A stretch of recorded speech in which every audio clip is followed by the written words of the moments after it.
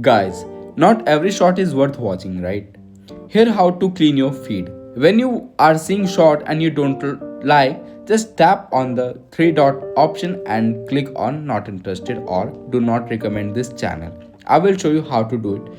Open a YouTube app and now just click on the shorts section here. There's always been and now like just that. stop it. And if you really want and if you really do not want to watch this short, just click on three dot option and you will see two options right here.